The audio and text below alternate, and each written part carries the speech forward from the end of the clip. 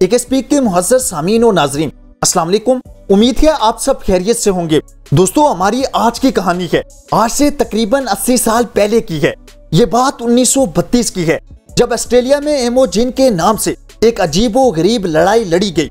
दोस्तों, ये लड़ाई इंसानों के खिलाफ नहीं बल्कि एमो नामी परिंदे के खिलाफ थी।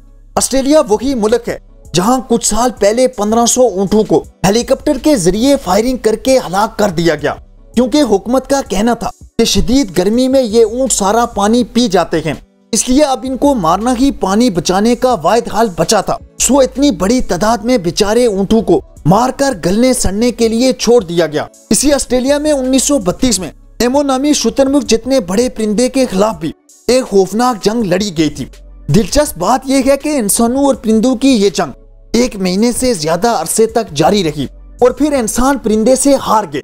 आज की इस वीडियो में हम आपको ऐसी अजीबो गरीब और तारीख की मुनफरिद तरीन जंग के बारे में बताने जा रहे हैं। आइए जानते हैं ये जंग क्यों लड़ी गई और इस लड़ाई का मकसद क्या था। साथियों, इस जंग का एक फरीक इंसान थे तो दूसरी तरफ ऑस्ट्रेलिया के मकामी और उड़ने से माजूर परिंदे एमो नामी थे। इस जंग में एमो के खिलाफ फौजियों को हल्की मशीन गन दी गई, जिसके नतीजे में सैकड़ों एमो मारे गए, लेकिन फिर भी हजारों की तादाद में एमो बच गए। दोस्तों, पहली जंग अजीम के बाद ऑस्ट्रेलिया के साबिक फौजियों की एक बड़ी तादाद ने मगरबी ऑस्ट्रेलिया में ज़राअत शुरू कर दी थी। इन फौजी किसानों को गंदम की ज्यादा पैदावार उगाने के लिए हुकूमत ने काफी मदद फराम की। सब बहुत अच्छा जा रहा था और फौजी किसान अपनी फसलों को देख देख कर खुशगवार जिंदगी गुजार रहे थे कि एक अजीब मुसीबत ने आ घेरा। हुआ कुछ यूं कि तकरीबन 20,000 एमो अपनी अफसाइश नस्ल के दौरान हिजरत करके ऑस्ट्रेलिया के इसी मगरबी इलाके में आदम के। हिजरत करके आने वालों को एक तो साफ सुथरी वसी जमीन मिली, बल्कि ज़राअत के लिए बनाई गई नहरों से पानी भी आसानी से मिलने लगा। लिहाजा एमो परिंदों ने वहीं रहने का फैसला कर लिया और फसलों से अपना पेट भरने लगे। इसके अलावा जब एमो फसलों में दाखिल होने के लिए बाहर से गुजरते तो बड़े बड़े सुराख कर जाते। इन सुराखों से खरगोश अंदर घुसकर मजीद फसलें तबाह करते। ये सब किसानों के लिए नाकाबिले बर्दाश्त था।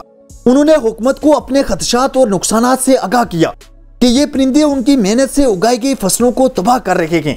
और साबिक फौजियों का एक वफद वजीर दिफा सर चार्ल्स पेरिस से मिला। पहली जंग अजीम लड़ने की वजह से इन सब फौजियों को मशीन गन चलाने की मुकम्मल प्रैक्टिस थी। चनाचे उन्होंने हुकूमत से मशीन गन मांगी, जिस पर मुतलका वजीर ने फौरन हामी भर ली। इन फौजियों के पास 2 बड़ी हैवी मशीन गन्ने और 10,000 गोलियां थी। ताहम बरसात शुरू होने की वजह से ये ऑपरेशन कुछ ताखीर से शुरू हो गया और इसी दौरान एमो खासे बड़े रकबे पर फैल गए।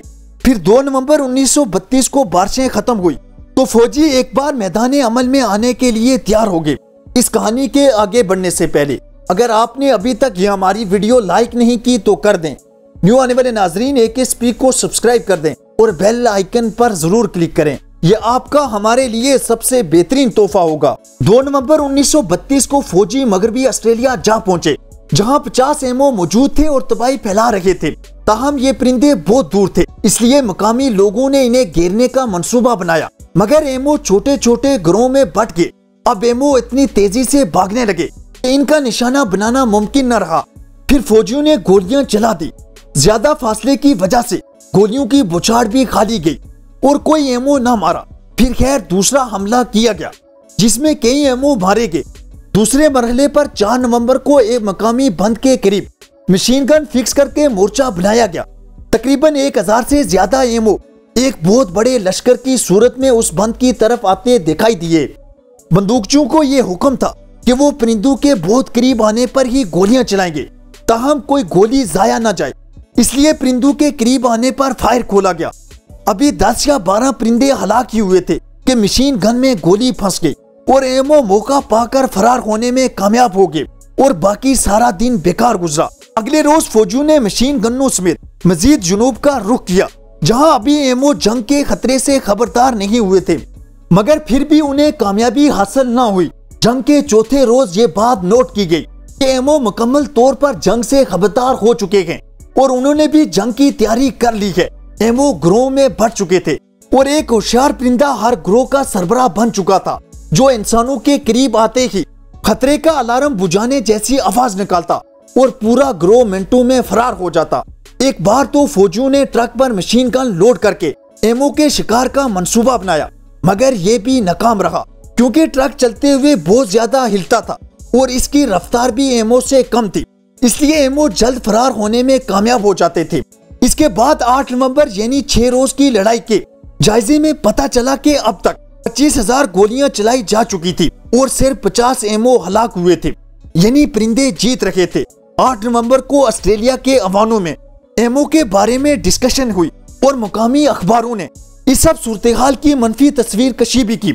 इतनी बड़ी तादाद में एमओ अभी तक मौजूद है और एमुनेशन बेहद जाया किया जा चुका है। इसका मतलब था परिंदे इंसानों पर भारी पड़ रहे थे।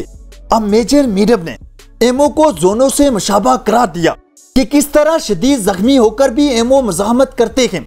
इसलिए ये भी कहा गया कि जितनी गोलियां खाकर भी एमओ लड़ता है, अगर फौजियों की एक डिवीजन भी ऐसी हो जाए तो पूरी दुनिया की कोई भी ताकत उन्हें हरा नहीं सकती।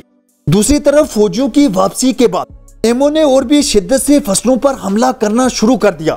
लिहाजा किसान फिर हुकूमत के पास जा पहुंचे और कहा कि अब तो गर्म मौसम की वजह से एमओ हजारों की तादाद में फसलों पर हमला कर रहे हैं, लिहाजा जल्द अज जल्द इनकी मदद की जाए। इसके बाद 11 नवंबर को दोबारा इस जंग का आगाज किया गया और पहले 2 दिन में 40 एमओ मारे गए। फिर कई रोज कुछ फायदा न हुआ। खैर मेजर मीरब ने 10 नवंबर को कार्रवाई खत्म की और ऐलान किया कि कुल 1986 एमओ मारे गए और 2500 के करीब जख्मी हुए, जो जख्मों की संगीनी की वजह से जल्द ही मारे जाएंगे। इन सबको मारने के लिए 9860 गोलियां चलाई गई। शायद आपके लिए ये नई बात होगी, मगर एमओ जीत चुके थे, इसलिए 10 सितंबर को ये जंग खत्म कर दी गई। उम्मीद है आपको परिंदों और इंसानों की इस अनोखी जंग की कहानी पसंद आई होगी। आखिर तक हमारा साथ देने का बहुत शुक्रिया। खुश रहें और खुशियां बांटें, यही इस आर्जी जिंदगी का हुस्न है। शुक्रिया।